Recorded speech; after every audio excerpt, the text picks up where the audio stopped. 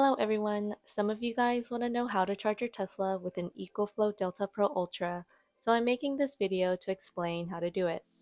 All you need is this. It is a neutral ground bonding plug and it's less than $10.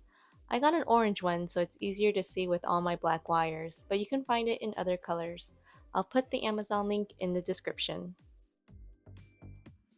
Just plug it into any of your AC sockets and press your AC power button.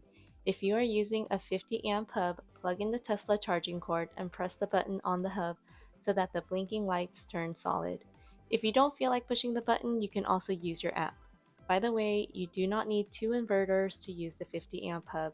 You can still use the hub even if you're just using one inverter. If you only have one inverter and want to hook up your Tesla charging cord to the 30 amp socket, you will need an adapter cord like this one. Mine is long because we take the Tesla camping, but there are shorter cords available.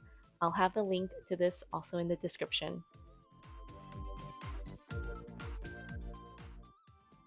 Then once your Tesla is plugged in, you can adjust your charging speed on the Tesla so that you aren't stressing out your Delta Pro Ultra. And that's it. For me, I only charge my Tesla to discharge my Ecoflow batteries because if you don't charge or discharge your Ecoflow batteries for more than 6 months, the batteries are not covered under warranty.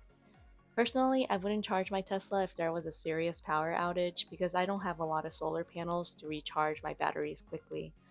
And in emergency situations, I would save all my energy for critical items.